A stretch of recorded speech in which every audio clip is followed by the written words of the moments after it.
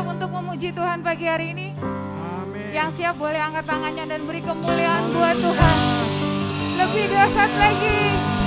Haleluya. Oh, mari datang sembah Tuhan pagi hari ini. Jesus.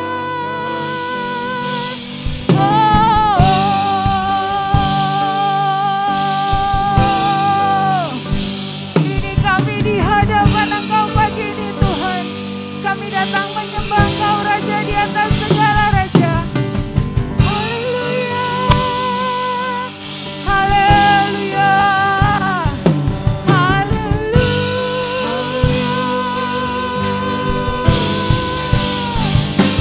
Bisa. Mari hadir bersama dengan kami Tuhan.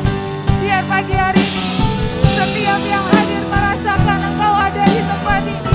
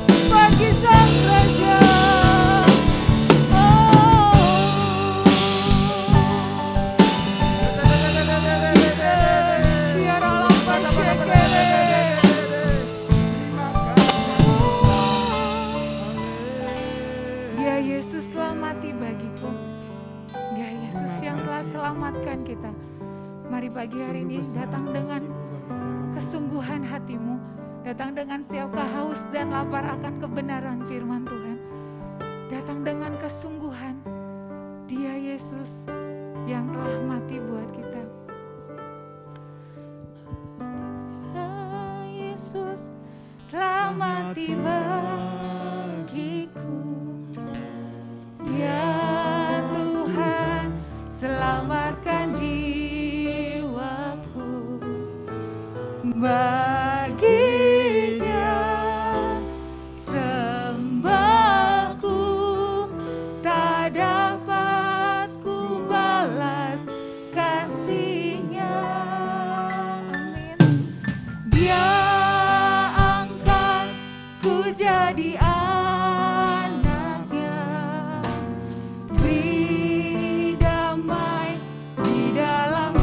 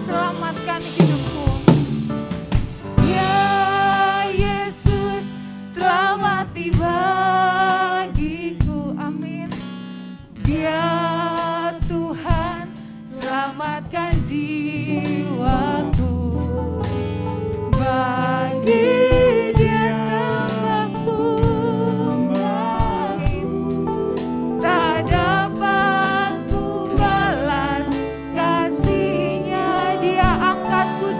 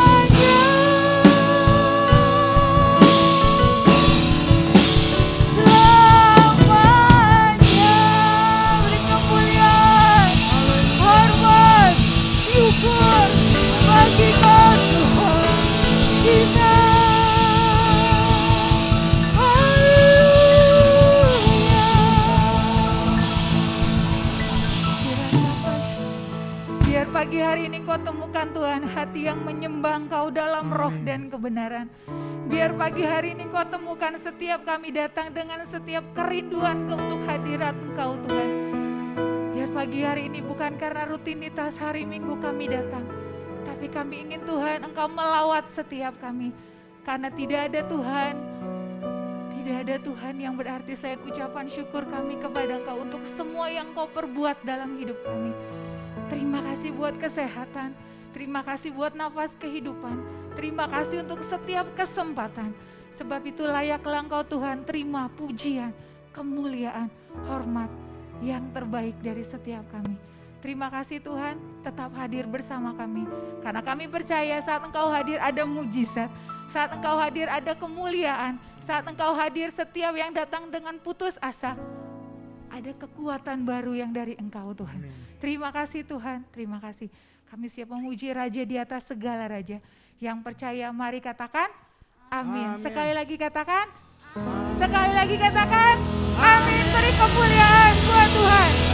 Sekarang telah tiba. Boleh lihat kiri kanannya, kasih senyum. Ya.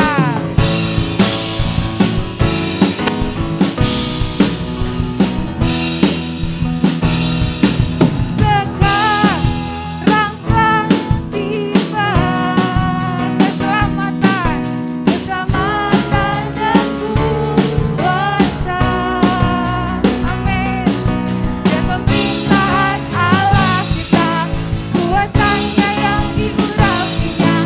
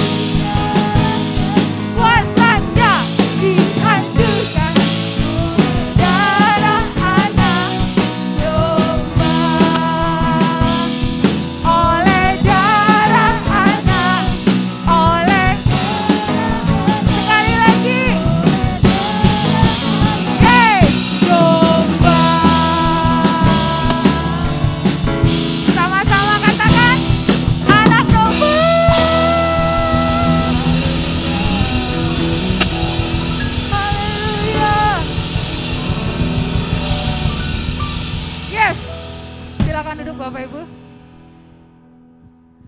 Sebelum kita dengar firman, saya mau kesaksian sedikit. Tadi malam tuh dari kemarin sih sebenarnya, dari hari Jumat, badan tuh udah gak enak banget. Tadi malam makan, rasanya udah kayaknya besok gimana ya pelayanannya. Karena udah pusing sakit kepala gitu. Tapi tenang, saya masih bisa ngerasa dan saya masih bisa mencium ya. Jadi hanya kayaknya pusing dan pengen mual, mungkin masuk angin atau apa. Saya bilang, Tuhan, kalau kayak gini lagi saya mau minta ganti kan rada susah kalau udah pagi-pagi. Cuma saya bilang, Tuhan tolongin saya tuh mau melayani Engkau. Banyak hal mungkin kalau kita mau melayani Tuhan tuh ada aja gitu. Tapi saya bersyukur kalau pagi hari ini masih bisa di tempat ini semua karena anugerah Tuhan. Amin. Dalam minggu ini kita kehilangan 2 orang jemaat di tempat ini. Di sana kita mau belajar bahwa kita tuh tidak pernah tahu kapan waktunya. Amin. Tapi tetaplah setia. Dengan keadaan sekarang banyak banget penyakit atau apapun, kita mau bilang, Tuhan, aku akan tetap setia. Karena pengorbanan Tuhan itu cukup buat kita. Amin. Tetaplah setia, jalan sama Tuhan. Jangan pernah menyerah dengan keadaan apapun. Kita punya Tuhan yang hebat. Nyanyikan laguan ini sebelum kita dengar firman Tuhan. Kemanakah aku akan mencari Tuhan, hadirat Engkau? Karena sungguh besar pengorbananmu. Tuhan itu punya rancangan yang ajaib dalam hidup kita.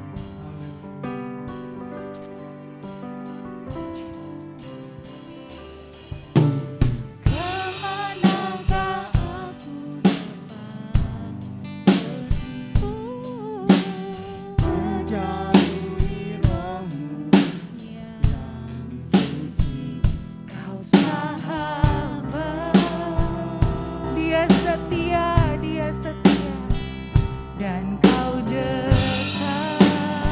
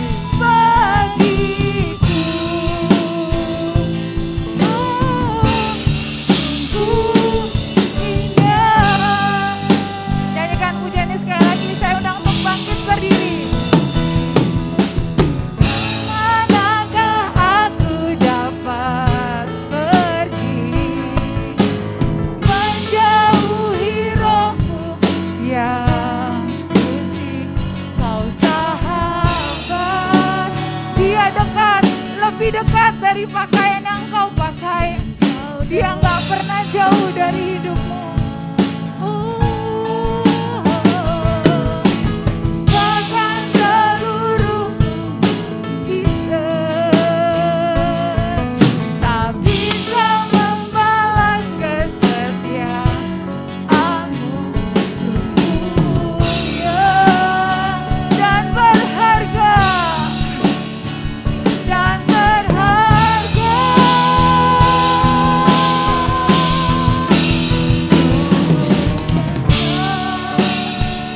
Pengorbananmu bagiku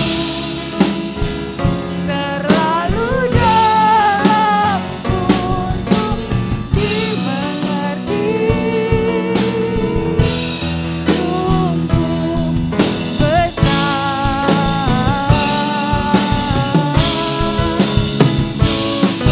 indah yang Kau pikirkan tentangku, tak terselami bagiku. Oh, sungguh indah, sungguh besar, Jesus. Pengorbanan, terima kasih untuk setiap pengorbanan-Mu ya Tuhan, karena kasih-Mu cukup buat kami. Dimengerti, ajaib semua yang Kau buat dalam hidup kami, ajaib Tuhan.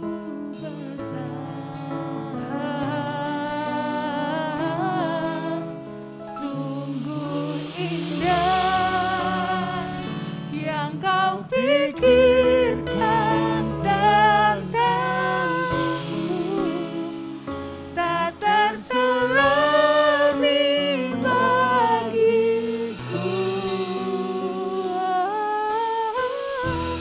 Sungguh indah. Selanjutnya saya serahkan kepada hamba-Nya.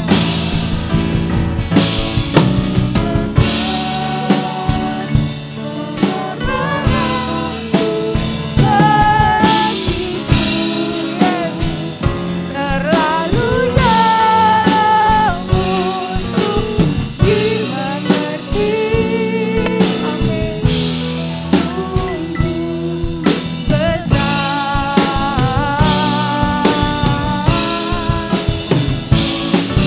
indah yang Kau pikirkan tentangku, tak terselami bagiku. Sungguh indah, sungguh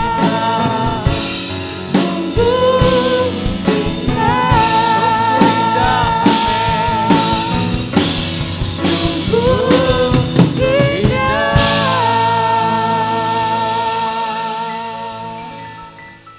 Suatu pengakuan yang datang dari hati kami paling dalam Bapa. Walaupun seringkali logika mengatakan bahwa hal seperti itu tidak mungkin. Tidak mungkin Engkau disalib. Tidak mungkin Engkau mengorbankan dirimu karena kasih-Mu kepada manusia. Tetapi Tuhan, kami percaya Bapa, karena Engkau sendiri yang berkata, Engkau sendiri yang bersabda bahwa Engkau datang ke dalam dunia ini untuk melepaskan kami dari kuasa dosa, untuk membuat kami berbahagia di dalam Engkau. Sebab itu Tuhan, marilah Engkau terus berkarya di dalam hidup kami, supaya kami percaya benar-benar akan pengorbanan-Mu di dalam hidup ini. Dan kami tidak akan meninggalkan Engkau. Amin. Dan kami akan terus mengiring Engkau, Amin. apapun yang terjadi di dalam hidup kami. Terima kasih Bapa, pagi hari ini kami mau mendengarkan firman-Mu. Kuduskan kami semua Bapa, kuduskan pikiran, hati dan jiwa kami Tuhan. Dan biarlah kami boleh menerima kebenaran firman-Mu dengan satu keyakinan yang sungguh, bahwa firman-Mu ya dan amin. Sebab tolong kepada kami, mampukan kami ya Tuhan. Kuasa urapan-Mu akan turun ke atas kami semua. Baik kepada hamba yang membawakan kebenaran firman-Mu, maupun kepada kami sekalian yang mendengarkan firman-Mu. Sehingga pagi hari ini kami boleh sama-sama dikuatkan, Amin. kami boleh sama-sama diberkati. Terima kasih Bapa, dalam nama Yesus kami sudah berdoa. Yang percaya katakan Amin. amin. Puji Tuhan, silakan duduk Bapak Ibu Saudara. Pagi hari ini kembali kita mau mendengarkan firman Tuhan. Dan firman Tuhan pada pagi hari ini sebenarnya merupakan kelanjutan dari beberapa waktu yang lalu.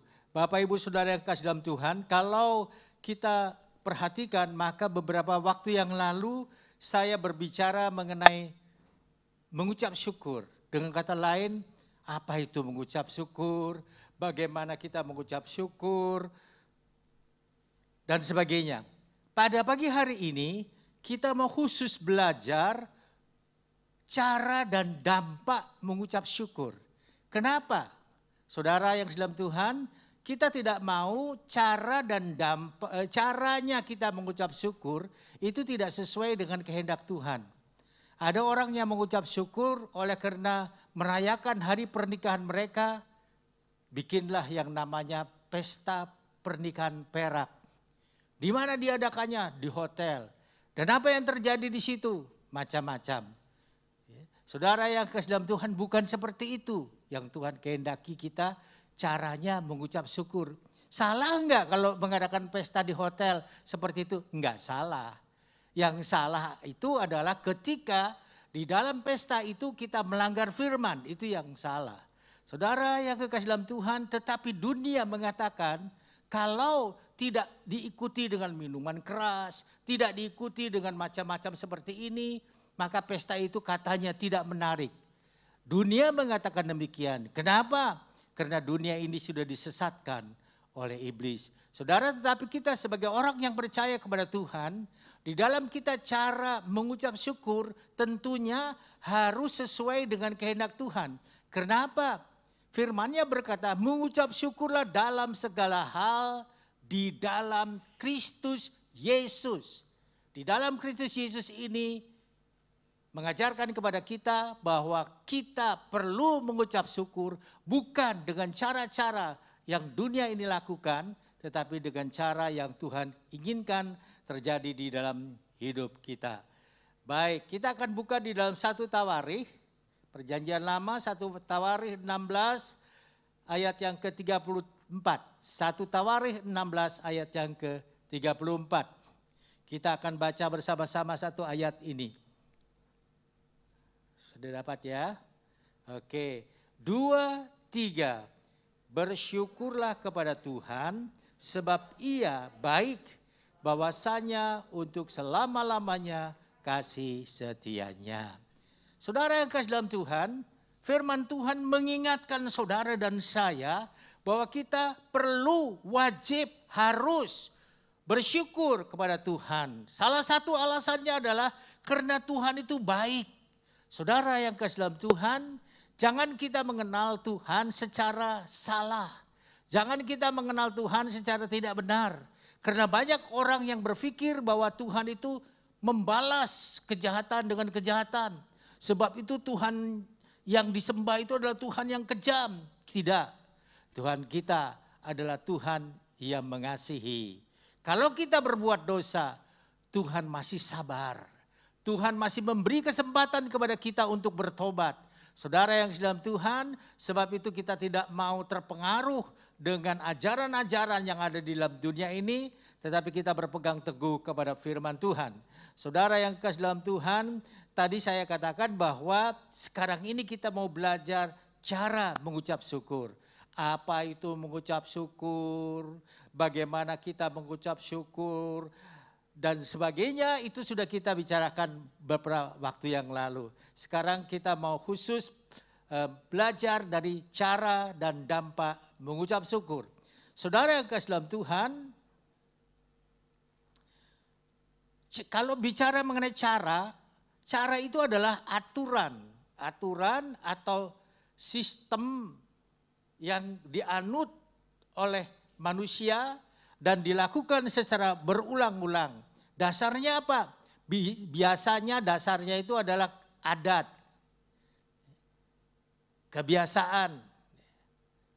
Nah, kalau di dalam agama tentu saja dasarnya apa kita mengucap syukur? Tentu saja firman Tuhan. Ya, dasarnya adalah aturan agama karena kita percaya kepada Yesus, makanya dasarnya adalah aturan agama yang Tuhan Yesus ajarkan kepada kita.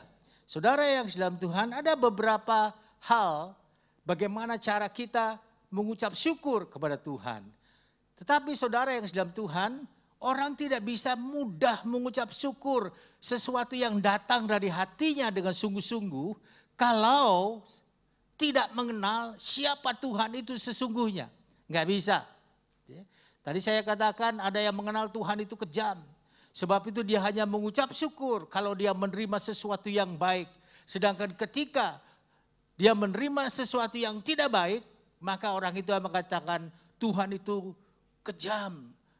Tuhan itu tidak baik. Tetapi dia hanya mau mengucap syukur ketika kebaikan terjadi di dalam hidupnya. Saudara yang kekasih dalam Tuhan, nah kenapa dia berpikiran seperti itu? Karena dia enggak mengenal siapa Tuhannya yang sesungguhnya. Sebab itu sebelum kita mengucap syukur sesuai dengan kehendak Tuhan, kita harus membangun hubungan yang erat dengan Tuhan lebih dulu. Tidak mungkin kita bisa mengucap syukur sesuai dengan kehendaknya kalau kita tidak membangun hubungan yang erat dengan Tuhan. Saudara, kalau kita membaca di dalam Hosea 4 ayat yang ke-6, ayat yang sudah sering kali kita baca, ayat ini berkata umatku binasa karena tidak mengenal Allah. Saudara, kenapa manusia itu binasa? Karena tidak mengenal Allah.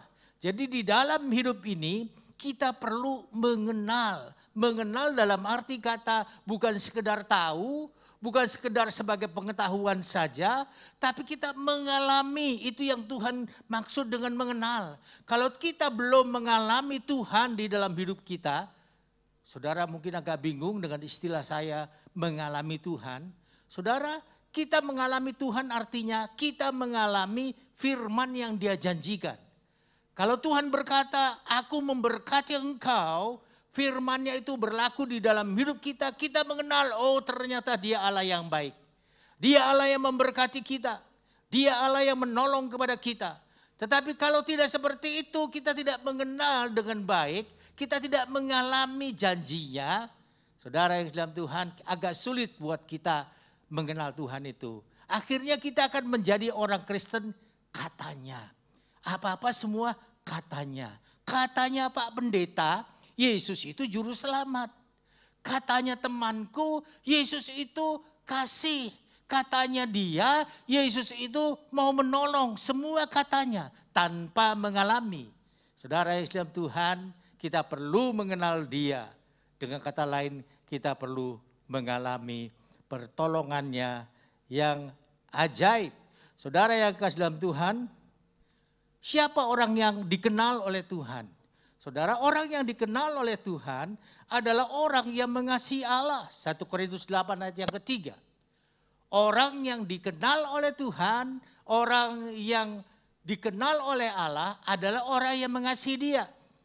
Saya tidak bisa klaim kepada diri saya bahwa saya itu mengenal Tuhan. Kalau Tuhan yang tidak menyatakannya di dalam hidupku. Saudara, kita mengenal kasih Kristus itu dari mana? Peristiwa pengorbanannya di kayu salib. Kita kenal, oh ternyata Tuhanku itu begitu mengasihi aku. Harusnya aku binasa karena dosa-dosaku. Tetapi Dia datang ke dalam dunia ini untuk memberi keampunan kepada dosa-dosaku. Sehingga aku hidup selamat di dalam Dia. Saudara, kita mengenal Dia, mengasihi Dia. Kalau sekedar mengenal tanpa mengasihi, kita tidak dikenal oleh Allah. Tidak dikenal oleh Allah. Saudara, sebab itu Allah mengingatkan kepada kita di dalam 2 Timotius 2 ayat 19. Itu dikatakan bahwa Tuhan mengenal siapa kepunyaannya. Tuhan mengenal siapa kepunyaannya. Nah pasti kalau itu miliknya, dia akan kasihi orang itu. Kalau itu miliknya, dia akan bela orang itu. Kalau orang itu miliknya, dia akan nyatakan kuasanya di dalam hidupnya. Saudara yang kekasih dalam Tuhan, sebab itulah kuncinya ada di dalam bagaimana kita mengasihi kepada Allah. Hubungan yang erat dengan Allah itu hanya terbangun ketika kita mengasihi Tuhan dengan sungguh-sungguh di dalam kehidupan kita. Itu yang pertama. Yang kedua, Bapak Ibu Saudara, kita perlu memuliakan Allah dengan tubuh kita. Saudara yang kekasih dalam Tuhan, firman Allah mengingatkan kepada saudara dan saya bahwa kita perlu memuliakan Tuhan dengan tubuh kita. Nah kalau kita melihat di dalam 1 Korintus 6 ayat 19 dan ayat yang ke-20, ayat itu dengan jelas memberitahu kepada saudara dan saya alasannya kenapa tubuh kita ini harus kita gunakan, harus kita pakai untuk kemuliaan Allah. Saudara, di dalam ayat 19 dari 1 Korintus 6 berkata demikian. Atau tidak tahukah kamu bahwa tubuhmu adalah bait Roh Kudus yang diam di dalam kamu? Roh Kudus yang kamu peroleh dari Allah dan bahwa kamu bukan milik kamu. Saudara, tubuh ini tempatnya Roh Kudus. Mungkin tidak yang namanya Roh Kudus itu akan mengeluarkan kata-kata hujatan. Mungkin tidak yang namanya Roh Kudus itu karena dia ada di dalam hati kita, dia yang menggerakkan hati kita, dari mulut kita keluar kata-kata makian. Apakah itu kepada istri, kepada suami, kepada anak, kepada tetangga, kepada orang lain. Mungkin tidak. Tidak perlu jawaban, tapi kita bisa memikirkannya. Tidak mungkin kalau memang Roh Kudus ada di dalam hati kita. Karena segala sesuatu di dalam hati ini digerakkan apa yang ada di dalam hati kita. Kalau apa yang ada di dalam hati kita Roh Kudus, kata-kata penghiburan, kata-kata menguatkan, kata-kata memberkati itu akan keluar dari mulut kita. Tetapi kalau di dalam hati kita ini yang ada adalah kebencian, dendam dan lain sebagainya, yang keluar dari mulut kita pasti berbeda. Saudara yang kasih dalam Tuhan, sebab itu Tuhan mau supaya dengan tubuh ini kita memuliakan Tuhan. Saudara, dengan kata lain, karena tubuh kita ini bukan kita punya, kita tidak bisa berkata Tuhan, aku hanya memberikan diriku ini hari Minggu saja buat Engkau Tuhan. Karena hari Minggu adalah harimu. Di luar hari Minggu, hariku Tuhan. Aku mau hidup sembarangan, aku mau hidup mabuk-mabukan, aku mau hidup mengikuti apa saja keinginan diriku, itu urusanku Tuhan. Tapi kalau hari Minggu, urusanmu Tuhan. Tidak bisa kita berkata seperti itu. Tidak bisa. Karena apa? Karena sesungguhnya tubuh kita ini bukan milik kita. Kemanapun kita bawa tubuh ini, harus kita gunakan untuk kemuliaan dan kebesaran nama Tuhan. Kemana saja. Saudara yang kasih dalam Tuhan, ini yang perlu kita mengerti di dalam hidup ini. Kadang-kadang kita berpikir enggak seperti itu. Kadang-kadang kita berpikir aku mau berbuat apa aja. Kenapa pusing? Seringkali kita berkata kepada orang lain, mulut-mulut gua, kaki-kaki gua, tangan-tangan gua, kepala-kepala gua. Emangnya kenapa lu pikirin? Kira-kira begitu ya. Nah kita juga bisa bersikap seperti itu kepada Tuhan. Kita tidak berkata seperti itu, tetapi melalui perbuatan kita, kita bisa seolah-olah berbuat seperti itu. Saudara yang kekasih dalam Tuhan, jadi di dalam hal ini Tuhan mau supaya tubuh kita itu jangan dicemari oleh dosa. Kita perlu menjaga tubuh ini untuk kemuliaan dan kebesaran nama Tuhan. Yang ketiga, saudara, Bagaimana caranya? Yaitu dengan pujian dan penyembahan. Ini sesuatu yang sudah kita tahu. Rata-rata anak-anak Tuhan yang beribadah di tempat ini mengerti apa artinya pujian dan penyembahan. Karena kita sering melakukannya. Saudara, pujian dan penyembahan itu sesuai dengan judulnya, pujian kita memuji Tuhan. Penyembahan kita menyembah Tuhan. Kata-kata memuji dengan menyembah tidak sama. Walaupun beti-beti, beda-beda tipis, kira-kira seperti itu. Saudara, tetapi ada perbedaan sesungguhnya. Dan saya tidak mau bicara perbedaannya antara pujian dan penyembahan. Tetapi saudara yang dalam Tuhan, artinya apa? Kita tidak mungkin melakukan memuji Tuhan, menyembah Tuhan hanya dengan gerakan kita saja. Misalnya, saudara lihat saya sedang diam, mematung seperti ini. Kemudian saya bilang, saudara lihat saya sedang diam, ya saya sedang memuji Tuhan. Percaya gak saudara? Gak percaya tentunya. Kenapa? Kita perlu memuji Tuhan sesuai dengan cara manusia berkomunikasi. Saudara yang kekasih, saya pikir kita mengerti. Ketika kita senang kepada seseorang, kita akan mengatakan, wah orang itu baik, keluar dari mulut kita. Betul enggak? Bukan kita diam aja. Enggak, tentunya. Enggak. Saudara, walaupun kita mungkin berpikir Tuhan kan melihat hati, walaupun saya diam aja dia tahu kok saya lagi nyembah dia. Tapi Tuhan mau pernyataan imanmu.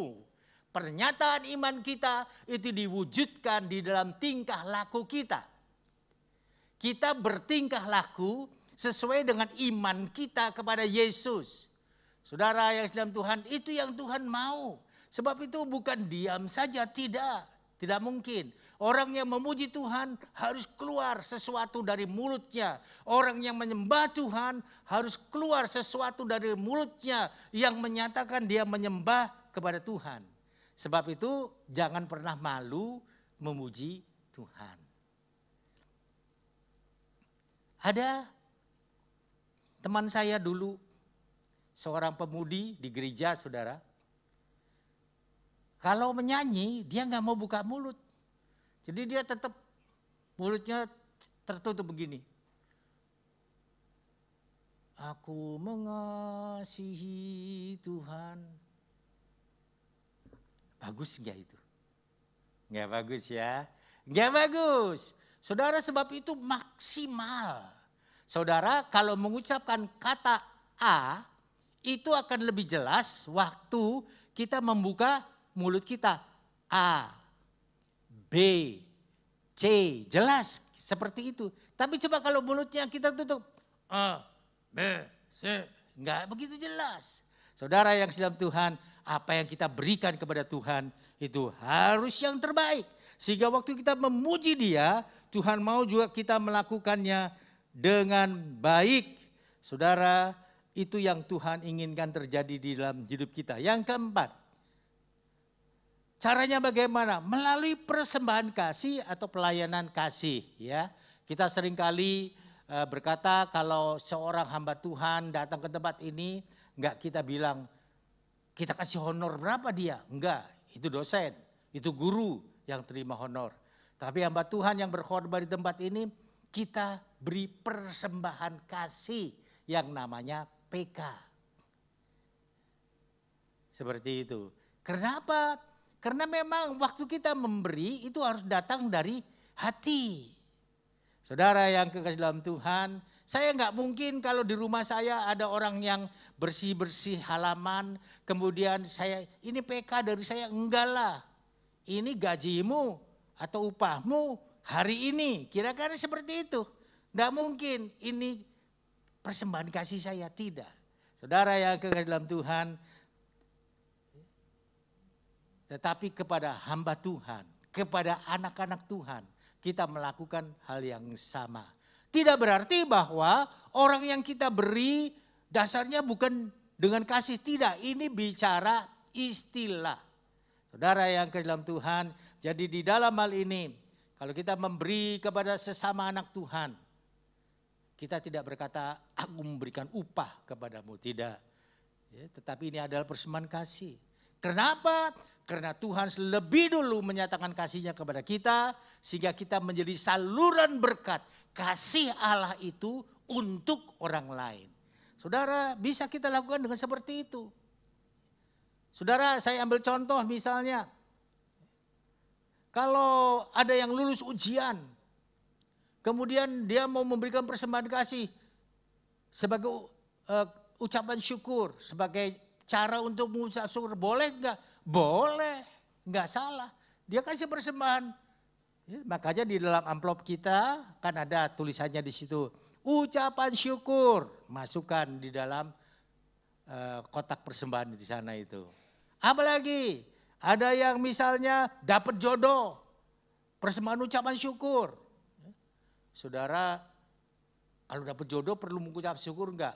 Perlu, saudara. Jangan saudara ambil jodoh sembarangan ya. Nantinya rumah tangga itu enggak jadi surga, tapi jadi neraka. Ya, saudara yang dalam Tuhan, sebab itu waktu kita bersyukur kepada Tuhan, Tuhan terima kasih ini jodoh yang Kau berikan kepadaku. Bersyukur, caranya gimana? Bisa dengan cara memasukkan persembahan kasih di dalam kotak persembahan. Kita sembuh dari penyakit, kita punya mobil baru dan lain sebagainya. Itu bisa kita nyatakan caranya dengan memberikan persembahan kasih. Saudara yang kekasih dalam Tuhan, itu cara. Ya. Tapi segala sesuatunya harus datang dari hati kita. Kasih itu asalnya dari hati. Kasih bukan dari pikiran. Sebab itu firman Tuhan tidak mengatakan kasihilah istrimu sesuai dengan pikiranmu. Tidak. Firman Tuhan tidak berkata begitu.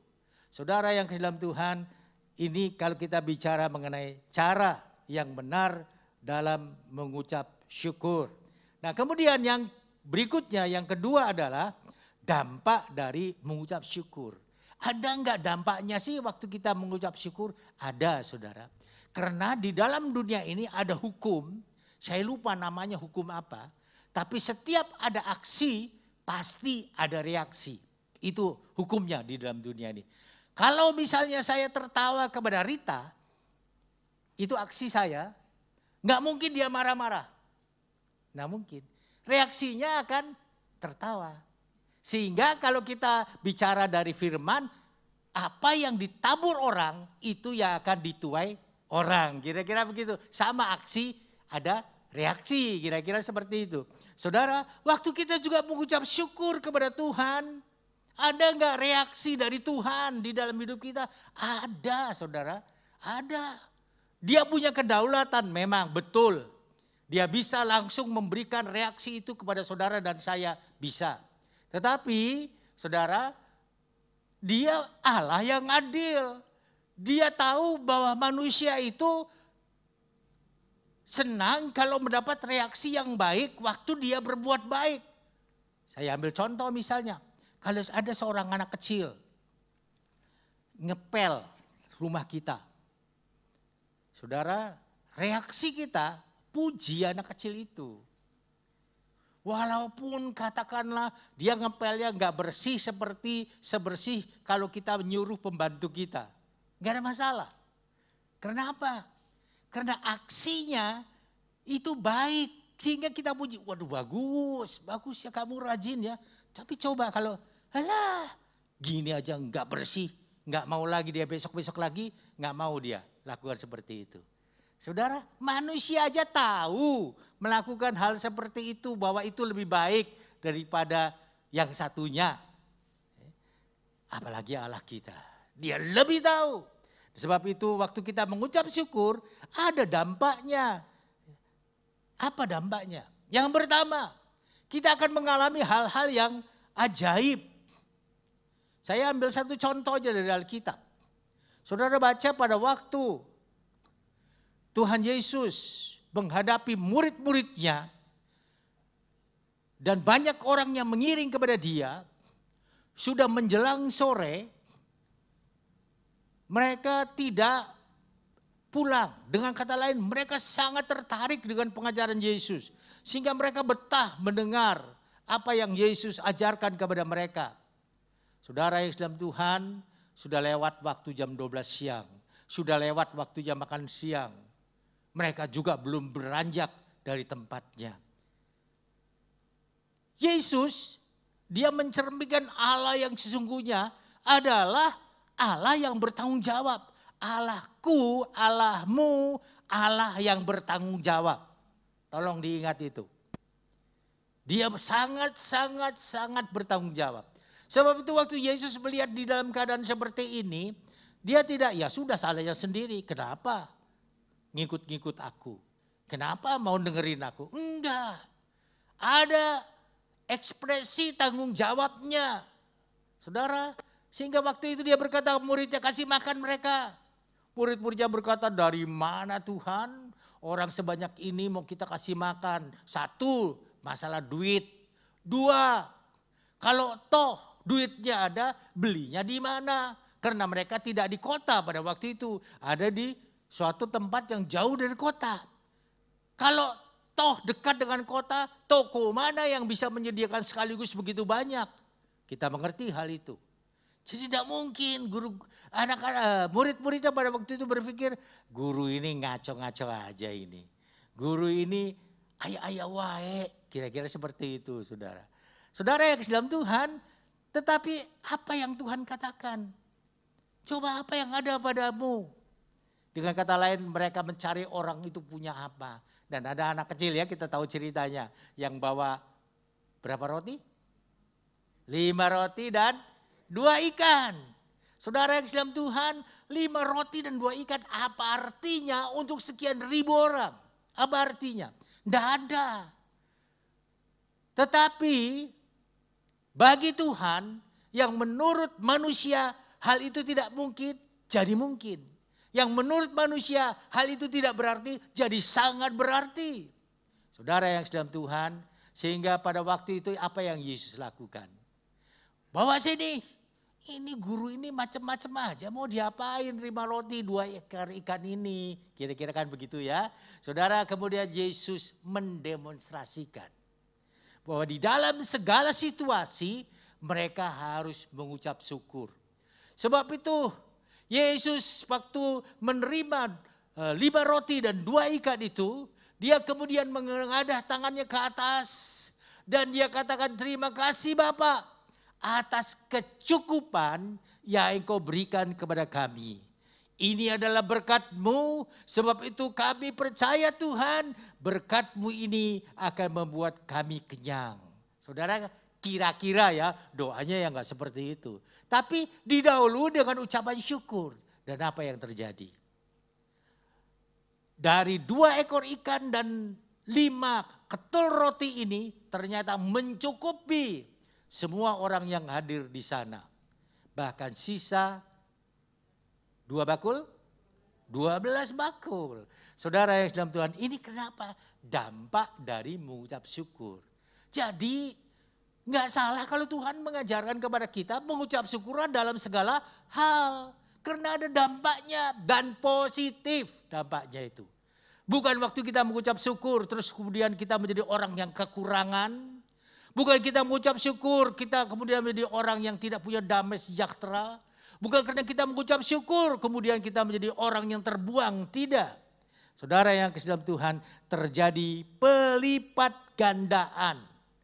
Dan itu kita harus yakini dalam hidup kita. Yang kedua adalah mengucap syukur itu akan menghilangkan rasa ketakutan dan kekhawatiran.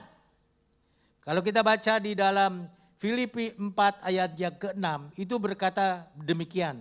Jangan hendaknya kamu khawatir tentang apapun juga, tetapi nyatakanlah dalam segala hal keinginanmu kepada Allah dalam doa dan permohonan dengan garis bawahi di sini.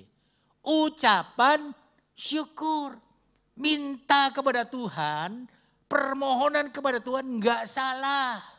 Memang Tuhan berkata di dalam firman-Nya, mintalah maka kepadamu akan diberi. Tetapi di samping kita meminta, Tuhan mau juga kita mengucap syukur atas keadaan yang ada di dalam hidup kita. Saudara, ini yang Tuhan inginkan. Kalau saudara ingin mengalami hal-hal yang luar biasa, lakukan apa yang firman Tuhan ajarkan kepada kita. Saudara yang kekasih dalam Tuhan, jadi di dalam hal ini akibatnya adalah kekhawatiran, ketakutan, kebimbangan itu akan hilang. Kenapa? Kita yakin kok nggak ada makanan, pasti Tuhan kasih. Saudara, kita sudah belajar banyak mengenal hal ini. Setiap kali sebelum pandemi, setiap kali menjelang Natal kita bikin panitia Natal. Dan saya mau supaya semua orang menunjukkan kebersamaan, ketuanya itu secara bergantian. Saudara, ketika saya menunjuk seseorang, saya nggak sebut namanya, orang itu berkata, aduh saya bukan orang kaya, nanti kalau panitia ini kekurangan dana, saya nomboknya dari mana? Kira-kira begitu ya, saudara yang kekasih dalam Tuhan. Nggak salah sih orang berpikir seperti itu. Kenapa? Karena yang namanya dana Natal itu kita peroleh dari persembahan kasih. Jadi kalau ada orang tergerak memberikan 1, padahal butuhnya 10, kurangnya 9. Wah dari mana ini? Bingung, betul. Itu nggak salah. Tetapi saudara, yang kita pegang bukan logika manusia. Yang kita pegang selama ini adalah firman Tuhan. Kita pegang bahwa Tuhan akan mencukupkan segala sesuatu. Asal yang kita lakukan itu sesuai dengan kehendak Tuhan dan untuk kemuliaan kebesaran nama Yesus. Saudara yang kekasih dalam Tuhan, saya yakin gak akan kekurangan. Saya bilang sama orang itu begitu. Kenapa? Selama saya beribadah di tempat ini, tidak ada panitia Natal bersaksi. Pada waktu pembubaran panitia mengatakan, saudara-saudara, kita Natal tahun ini defisit, dana Natal tidak tercukupi, sehingga terpaksa yang tadinya rencananya ini jadi begini. Terpaksa jadi begini, ya tidak pernah. Sepanjang saya ibadah di tempat ini dari tahun 76, tidak ada saudara. Tidak ada. Kenapa? Karena Tuhan menjamin firman-Nya. Dia adalah Allah ya dan amin. Saudara yang kasih dalam Tuhan, hilang ketakutan itu. Waktu ketakutan dan kekhawatiran itu hilang, apa yang terjadi? Mujizat Tuhan dinyatakan. Saudara, coba kita butuh dari berapa juta dulu ya? Dari 5 juta, naik jadi 7 juta, naik jadi 10 juta, naik jadi 15 juta, terakhir 50 sekian juta. Semua tercukupi bahkan lebih. Saudara yang dalam Tuhan, saya bersyukur termasuk yang kemarin itu. Saya betul-betul minta kepada Tuhan, Tuhan saya enggak umumkan dana yang dibutuhkan, enggak. Tapi saya percaya Tuhan, Engkau memberkati umat-Mu. Dan kebutuhan dana ini akan tercukupi oleh karena iman anak-anak-Mu. Saudara Islam Tuhan, dan betul. Tanpa ada anggaran yang besarnya sekian, saudara memberikan, ya sudahlah. Tetapi yang saya katakan, saya terkagum-kagum. Bukan atas manusianya. Saya terkagum-kagum atas perbuatan tangan Tuhan terhadap manusianya. Orang yang saya berpikir bahwa melihat kondisi orang itu, paling dia hanya akan memberi sekian puluh ribu deh untuk persembahan Natal. Tetapi ternyata di luar pemikiran saya, orang yang saya pikir tidak punya kemampuan bisa memberi lebih dari yang saya pikirkan. Tuhan menyatakan firman-Nya ya dan amin.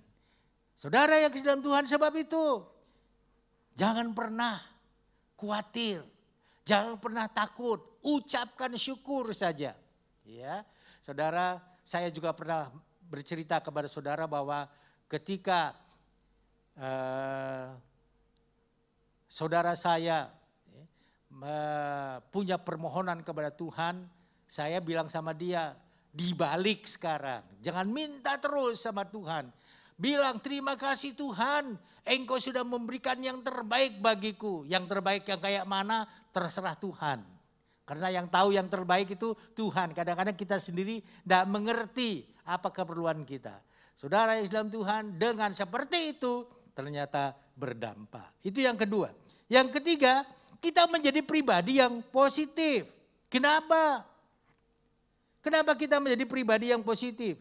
Karena orang yang mengucap syukur dalam segala hal adalah orang-orang yang selalu membangun dirinya ke arah yang lebih baik. Orang yang mengucap syukur itu akan membangun dirinya ke arah yang lebih baik, saudara. Ke arah yang lebih baik, pasti. Karena dirinya itu tidak bergantung kepada situasi sekeliling. Tidak bergantung kepada orang-orang yang ada di dekatnya. Tidak. Dia percaya sungguh firman Tuhan itu ya dan amin. Dan firman Tuhan itulah yang akan menolong kepada dirinya. Sehingga segala sesuatu yang baik selalu dia pikirkan. Saudara, kalau saya ambil contoh cara berpikir yang tidak baik itu seperti apa. Misalnya ini sekarang saudara pakai masker semua. Jadi saya nggak bisa melihat. Tapi misalnya nggak pakai masker. Waktu saya sedang berkhotbah seperti ini, ada yang tertawa misalnya, ini misalnya ya. Saudara, kalau saya pikirannya itu negatif, saya akan datengin orang itu. Misalnya orang itu Aurel. Kok ketawa, ada apa? Ketawain saya ya? Kenapa pikiran saya negatif? Jadi saya berpikir selalu jelek, begitu. Orang yang senantiasa mengucap syukur itu tidak begitu. Karena membangun dirinya ke arah yang baik. Saudara yang dalam Tuhan, itu yang pertama. Yang kedua, dia melihat segala sesuatu dari sisi yang benar.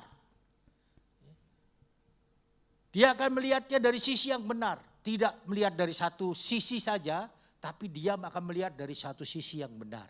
Kalau orang mengucap syukur, itu akan seperti itu. Kalau kita hanya melihat dari satu sisi saja, misalnya begini, ada orang yang laporan, Pak, si Anu itu begini. Saya langsung percaya, oh ternyata jelek orang ini. Apa yang akan terjadi? Saya akan punya pemikiran negatif kepada orang itu. Tetapi kalau misalnya laporan si A begini, laporan si B begini, laporan si C begini. Enggak ada itu pemikiran negatif. Wah ini dia begini karena ada maunya. Oh ini dia begini karena persaingan bisnis. Oh dia begini karena ada dendam pribadi. Bisa seperti itu. Saudara yang dalam Tuhan. Kemudian orang yang ucap syukur itu akan melihat setiap keadaan yang terjadi. Baik atau buruk tidak akan melemahkan dia. Apakah itu kejadian buruk? Enggak melemahkan dia. Apakah itu kejadian baik? Enggak melemahkan dia. Pokoknya aku bersyukur kepadamu Tuhan. Aku bersyukur kepadamu Bapa. Saudara yang kekasih dalam Tuhan, ini yang dimaksud dengan selalu berpikir positif. Dan sadarlah bahwa Tuhan mau supaya saudara dan saya selalu mengucap syukur dalam segala keadaan. Dengan mengucap syukur akan membawa kita menjadi kuat dalam menanggung segala sesuatu, tekun dan sabar dalam segala sesuatu. Ayatnya ada di sana, kita tidak mungkin baca karena waktu kita sangat dibatasi. Sehingga demikianlah firman Tuhan, kiranya akan mendatangkan berkat di dalam diri kita masing-masing.